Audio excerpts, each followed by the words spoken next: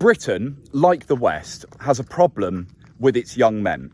But it's not the young men themselves, it's more the narrative around young men that is being pushed. And in this video, I'm going to talk about this, and particularly the most recent outrageous example used by the British Prime Minister, Sir Keir Starmer, surrounding the Netflix drama Adolescence and a proposed policy idea that he's got. And by the way, just a little bit of context if you're new to my channel, in terms of where I sit myself, I wouldn't actually consider myself right wing or centre or left. I kind of understand both sides of the fence, but I have a huge problem with the contemporary left. I really dislike the way that the left has gone in today's day and age, particularly because of how they talk about men and the continuous stigmatization. I'm going to talk about this in this video. So if you haven't watched Adolescence already, Adolescence is a drama that tells the story of a teenage lad who commits homicide against a female classmate because he's been brainwashed by incel red pill manosphere content online. And I'm going to dig into these terms later because the left always use them as one homogenous block when they're not, and it's far more complicated. But anyway, aside from that, this kid, he murders his classmate, and then it turns out the other boys in his class are all consuming that same information. And it essentially pushes this idea that this is what life is like in today's day and age, that the average teenage boy is spending 20 hours a day consuming this violently misogynistic content and is planning homicide against women, which is just factually inaccurate when you actually look into the research and the statistics around this. But the reason that Starmer should be held even more accountable for what he's just done is because he's saying that this drama, which he referred to as a fucking documentary, should be shown to all young men in school. It should be used as an important piece of art or evidence, almost in his case, for the risks of inceldom, and in particular to tackle so-called toxic masculinity, which is a cancerous, unscientific, unphilosophical term that needs to be thrown to the trash, along with the word toxic, which is just so lazily used all the time. But let's dig in to why this is so, I was about to say problematic. I've got too used to listening to these fuckwits on that space. But why this is so much of an issue, why this is so stupid from the left, again, and how it's going to have the opposite effect. Because the reality is that most young men are not prone to inceldom, the space of involuntary celibate. So men who basically can't get women because they can't pull, right? And the idea is pushed most of the time that incels are violent, that they're these young white men who are violently misogynistic and actually violent, because there were a couple of notable cases of incel-inspired violence, as we saw in America. However, when you look into the research around this, what you can see is that this is very much a moral panic that is being pushed by the liberals in government, by those in the arts, the classic liberal elite types. I've been around these people when I went to university, when I lived in Islington, the hotbed of it in London. Great place, but it is full of these types of people. And these people, they genuinely believe that this kind of stuff is real. They're the kind of people who would watch Top Boy and say, oh yeah, you know, it's just such an accurate representation of inner city life for suburban black youth in London, right, without having actually experienced anything themselves. And they think that this is valid grounds to push policy, but without knowing the data around it. So I went on a tangent to come back. So the data around this, right, what it actually shows is that, one, the majority of incels are not violent. They're not even violent or misogynistic online. There is a large minority who are, and it is a problem. Inceldom should be discouraged, both on the violent side and also just because of dropping out of society. It's not a good thing, right? But actually, it's about 10% of them. It's really, really low. And if you look at this comes from research by William Costello, by the way, at University of Austin, Texas, one of the leading researchers on this, though he does say himself that there is a distinct lack of research directly, like primary research, on what incels themselves are saying. But what it shows is that actually the majority of them, they're not violent. There is a sizable minority who are.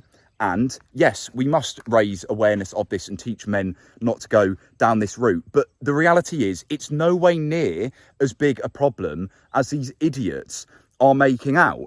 And Keir Starmer believes that this should be pushed. It should be pushed to address toxic masculinity, which is a stigmatic term that most men switch off from as well. If you look at the research from Dr. John Barry around the Male Centre for Psychology, right, there's data that has shown that men switch off from this term. It leads to lower self-esteem. If you read Richard Reeves, the author of Of Boys and Men, another leading expert on male inequality policy wonk, very, very central guy. He says this himself, toxic masculinity, wholly unhelpful term. But Starmer, the fucking Prime Minister of the UK, a lawyer, right, who is a very good lawyer too, a critical thinker, is doubling down on pushing this idiotic and unsupported narrative from the left that masculinity is toxic and that incels are an enormous problem and risk in our society. And even in the UK with Prevent, the extremism prevention programme, which, by the way, any referral to can be questioned, but of the referrals, 1% were in relation to inceldom, right? 1% of this. It's no way near as big a problem. It is a moral panic that is being made here. And if you haven't come across the term moral panic in sociology, it's a term that's used to describe when governments or moral entrepreneurs or people in the media, they whip up a frenzy around social phenomena, something going on.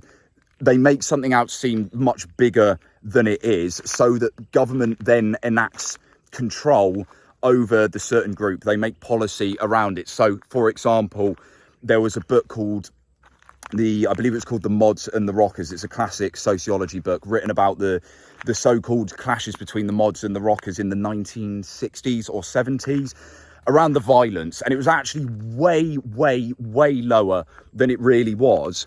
But it was whipped up in the media as a huge frenzy so that the government could enact more authoritarian policy. And we can see the same thing happening now. This term is actually something that's normally used by Marxists to criticise right-wing governments. But you can see now with Labour, the left, liberal, centre-left, authoritarian government, that they're doing this to stigmatise teenage boys, right? The problem isn't teenage boys in the UK. The problem is that they lack role models and they're continuously being stigmatised by the education system as well, which is primarily made up of left-leaning people. Most teachers are left-wing. We all know that education is like that. Anyone who's gone through university knows it's even worse in higher education. They're seeing this narrative in the media because it was what we had over the last 5 to 10 years, especially in America with the Biden administration. We saw it with Kamala Harris as well in her campaigning. The left continue to bash men, to pay zero attention to the inequalities and problems that men are facing, and instead double down on the narrative that we're still living in a patriarchal system like we lived in the 1960s. And this is alienating men against them. And I actually fear that pushing this on men stands more chance of radicalising young men by continuously attacking them. These people don't understand young boys. They don't understand teenagers. They don't understand masculinity. And it's reckless what they're doing. I don't know if it's intentional or just purely stupid. Sometimes I see it both ways. A lot of the time I actually see it as ignorance. These people, despite often being educated and intelligent, they really lack common sense and intelligence in other areas, i.e. persistently bashing men and then saying, what, you didn't vote for us? Oh, it's because you're a misogynist, like this kind of shit, right? But they continue to do this, and it continues the attacks on our teenage boys, and it's wrong. It's immoral. It's not fair on these guys who have their struggles, especially in the digital age, especially with the COVID generation, and we have to stand up against it.